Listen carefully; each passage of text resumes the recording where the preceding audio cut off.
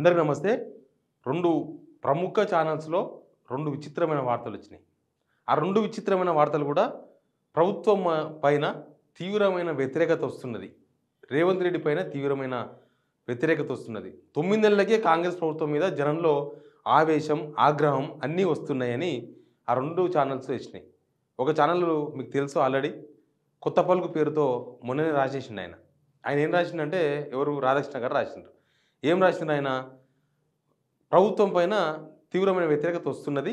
ముఖ్యంగా మూసీ లాంటి ఇష్యూస్‌లో బాగా ప్రజల నుంచి ఆవేశం, ఆగ్రహం తన్నుకొస్తున్నది. కాబట్టి వ్యతిరేకత వస్తున్నది. దానిలో ఇమిడి ఉన్న ఇంకొక అంశం ఏందంటే హైకమాండ్ రేవంత్ రెడ్డికి ఫ్రీడమ్ ఇవ్వకపోవడం. అందరూ మిగతా మంత్రులందరూ కూడా ఒక వాళ్ళే ముఖ్యమంత్రులుగా వ్యవహరిస్తుండడం. రేవంత్ రెడ్డికి అన్ని శాఖలకు వెళ్ళే ఫ్రీడమ్ లేకపోవడం. మిగతా మంత్రులే అన్ని విషయాల్లో తలదూర్చడం. దీనివల్ల ప్రజల్లో వ్యతిరేకత వస్తున్నది. అంటే ఇక్కడ రేవంత్ రెడ్డి తప్పేం లేదు. హైకమాండ్ తప్పు, మిగతా మంత్రులది తప్పు. రేవంత్ రెడ్డి తప్పేం లేదన్నట్టు చెప్పింది వాళ్ళు. దాని అర్థం ఇదే కదా. రేవంత్ రెడ్డికి ఫ్రీడమ్ ఇవ్వలేదు.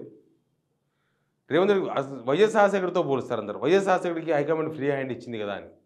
వైఎస్ రాజశేఖర రెడ్డికి కనీసం పాదయాత్ర చేసేందుకు కూడా చాలా ఇబ్బందికరమైన పరిస్థితుల్లో పాదయాత్ర చేసిండు ఆయన. ఫ్రీడమ్ ఏం లేదు. హైకమాండ్ ఇప్పుడున్న ఫ్రీడమ్ కూడా అప్పుడు లేదు. ఇప్పుడున్న ఫ్రీడమ్ కూడా లేదు. ఇప్పుడంటే కాంగ్రెస్ మొత్తం దేశమంతా లేదు, ఎక్కడ లేదు, సంకనాకిపోయింది కాబట్టి ఇప్పుడు అంత ఫ్రీడమ్ దొరుకుతుంది వీళ్ళకి. కానీ కాంగ్రెస్ కొద్దిగా స్ట్రాంగ్గా ఉంటే జుట్టుకు కట్టుకుని ఆడతారు, ఎంటికి కట్టుకుని ఆడతారు వాళ్ళు. చూడలేదా? కర్ణాటక గెలవంగానే వాళ్ళ కూటమిలా ఇండియా కూటమిలో ఉన్న మిగతా పక్షాలను పురుగుల్లాగా చూసిండ్రు వీళ్ళు. పురుగుల్లాగానే మమతా బెనర్జీని కావచ్చు, స్టాలిన్ కావచ్చు, వీళ్ళందరినీ పురుగులుగానే అసురు చూసిండ్రు. కర్ణాటకలో గెలుపు రాగానే లోక్సభ ఎలక్షన్స్లో డమ్మీలు అన్నాక తగ్గిర్రు. అంటే వీళ్ళు అధికారం వస్తే ఒకలాగా, అధికారం లేకపోతే ఒకలాగా వ్యవహరించడం వాళ్ళకి బాగా ఆనవాయితీ ఫస్ట్ నుంచి కూడా. సేమ్ వైఎస్ రాజశేఖర్కి ఫ్రీడమ్ ఇవ్వలే. ఆయనకు అన్ని చిక్కుముడులు అన్నీ ఉన్నాయి. అయితే ఆయన రాపించుకున్న వాడుతుంది, రేవంత్ రెడ్డి రాపించుకున్న వాడుతుంది. అందుకే ఆయన తప్పు లేదు అని ఆయన రాసిండు. ఇంకొక ఛానల్లో ఒక వార్త వచ్చింది, ఇంకొక చౌదరి గారి ఛానల్లో ఒక వార్త వచ్చింది. దానిలో వచ్చిన వార్త ఏంటంటే దానిలో కూడా సేమ్ ప్రభుత్వం మీద వ్యతిరేకత వచ్చింది. 9 నెలలకే జనాలలో అసంతృప్తి గూడు కట్టుకున్నది.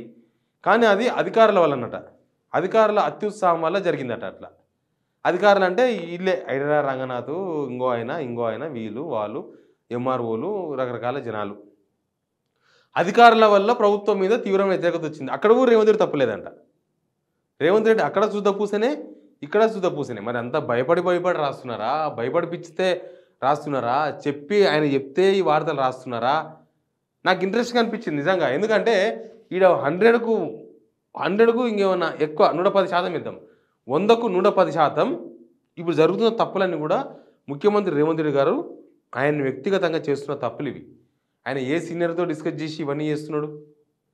ఏ సీనియర్తో వాళ్ళతో డిస్కస్ చేస్తే కనీసం ఇదంతా జరుగుతున్నప్పుడు వాళ్ళు వచ్చి బయటకు వచ్చి మాట్లాడతారు కదా.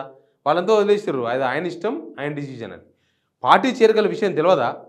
పార్టీలో ఎమ్మెల్యేలు చేరే విషయంలో ఆయన హైకమాండ్ తప్పుతో పట్టించి మనం చేర్చుకోకపోతే వాళ్ళంతా బీజేపీ పోతారు, బీజేపీ వాళ్ళు బీఆర్ఎస్ వాళ్ళు కలిసి గవర్నమెంట్ పెడతారు, మన గవర్నమెంట్ పడగొడతారు అని చెప్పి అనవసరంగా విషయాలు చెప్పే కదా పర్మిషన్ తెచ్చుకున్నాడు. అది వీళ్ళతో చెప్పిపోయిందా? వీళ్ళతో చెప్పిపోతే వీళ్ళతో చెప్పి వాళ్ళని కనుక జాయిన్ చేసుకుంటే మల్లికార్జున ఖర్గే ఈయన అమెరికా టూర్ ఉన్నప్పుడు ఫోన్ చేస్తే వీళ్ళే ఇదే చెప్పింది, మాకు సంబంధం లేదు, అసలు వాళ్ళు ఏం మాట్లాడుతున్నారో, వీళ్ళు ఏం చెప్పినరో, వాళ్ళు ఏం విన్నారో, ఏం కమిట్మెంట్లు ఇచ్చినారో, వాళ్ళు ఏం డిమాండ్ చేసినారో మాకేం తెలియదు, అమెరికాలో వచ్చినాక వాళ్ళు చూసుకుంటారో మాకేం తెలియదు అని చెప్పి లైట్ తీసుకోలేదా? మరి వీళ్ళకి చెప్పి చేస్తే వాళ్ళు అట్లా మాట్లాడరు కదా, వీళ్ళు ఖచ్చితంగా ఇన్వాల్వ్ అవుతారు దానిలో. ఇప్పుడు మూసీ విషయంలో ఎవరైనా మాట్లాడుతున్నారా? మూసీ విషయంలో ఎవరైనా మాట్లాడుతున్నారా? మాట్లాడతలేరు కదా. పార్టీ సీనియర్ నేతలు ఎవరైనా మాట్లాడుతున్నారా? పొలిటికల్ కౌంటర్లు ఇవ్వడం వేరు. పొలిటికల్ కౌంటర్లు అంటే కేటీఆర్, హరీష్ రావు ఆ గల్లీకి ఈ గల్లీకి పోయి వాళ్ళకి అండగా నిలుస్తామని చెప్తున్నారు కదా. మీకు మొత్తం 5 కోట్ల రూపాయలు 10 కోట్ల రూపాయలు మేము మీకు లీగల్ ఖర్చులు పెట్టడానికి రెడీగా ఉంది పార్టీ, మీ ఇంటికి బుల్డోజర్ వస్తే దానికన్నా ముందు మేము వస్తాం, మేము అడ్డం పడతాం, ముందు మమ్మల్ని దాటిపోవాలని మాట్లాడతారు. ప్రతిపక్షం ఉన్నప్పుడు ఆయనతో మాట్లాడకపోతే, జనాల కోసం మాట్లాడకపోతే ఇంకా ప్రతిపక్ష వాళ్ళు వచ్చి రేవంత్ రెడ్డికి భజన చేస్తారా? రేవంత్ రెడ్డి బాగా తీసుకొచ్చినావు, జనాల మీదకి బుల్డోజర్లు బాగా పంపుతున్నావు, అసలు తెలంగాణలో ఇట్లాంటిది లేనే లేకుండే, నువ్వు చాలా గొప్ప, నువ్వు ఈ బుల్డోజర్ తీసుకొచ్చి జనాల ఇళ్ళ మీద ఎక్కిస్తున్నావు, నువ్వు ఒక ఇల్లు కట్టియలే కానీ జనాలు కష్టపడి కట్టించుకున్న ఇళ్ళ మీదకి తీసుకుపోతున్నావు అని చప్పాలు కొడతారా కేటీఆర్ హరీష్ రావు వచ్చి? ఎవ్వరు చేయరు. మనసున్నోడు ఎవ్వడు కాంగ్రెస్లో మనసున్నోడు కూడా నిన్ను ఈ విషయంలో సపోర్ట్ చేయరు, రేవంత్ రెడ్డి చర్యలను సపోర్ట్ చేయరు. బయటకు వచ్చి మాట్లాడకపోవచ్చు కానీ వాళ్ళ మనసుల్లో ఉంది, మాట్లాడుతున్నారు ఆల్రెడీ. ఇది కరెక్ట్ కాదు అని. ఇది కరెక్ట్ కాదు. నువ్వు మూసీతో ఏం చేయాలనుకుంటున్నావు? మూసీతో ఎకరాలకు పంట పండిస్తున్నావా, లేకపోతే మూసీతోనేమైనా మొత్తం హైదరాబాదు ఇంకో దశకు పోతుందా?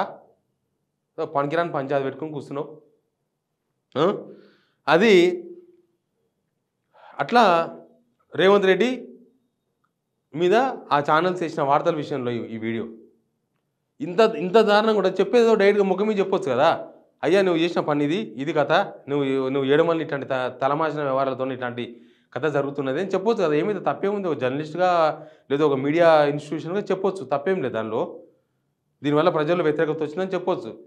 రేవంత్ రెడ్డి ఏమో తప్పు చేయలేదంట, అధికారులు తప్పు చేసిరంట, రేవంత్ రెడ్డి మంచోడంట, అధిష్టానం తప్పు చేసిందంట. ఏంది ఇది? మిగతా మంత్రులు తప్పులు చేసిరంట. ఎట్టున్నా చూసినావా? సక్కెర తప్పు కాదు చీమ తప్పు అన్నట్టుంది ఇది. గట్లే ఉన్నది ఇలా కథ. మరి దేనికోసం ఆశపడి ఆ వార్తలు ప్రసారం చేసినో తెలియదు కానీ ఆ వార్తలు ఇక్కడ 100% కాంగ్రెస్ కార్యకర్తను అడగని చెప్తారు. రేవంత్ రెడ్డి తీసిన డిసిజన్ కాకపోతే హైడ్రా చైర్మన్ ఎవరు? రేవంత్ రెడ్డి కదా. రంగనాథ్ మనకు బయట కనిపించే యాక్షన్ హీరో, కానీ దాని కర్మకర్త క్రియ సీఎం కదా, దానికి బాధ్యత లేదా? వాళ్ళ హైడ్రా రంగనాథ్ దూకుడుగా వ్యవహరించిన అనుకుందాం, రేవంత్ రెడ్డి ఏం చేస్తున్నాడు?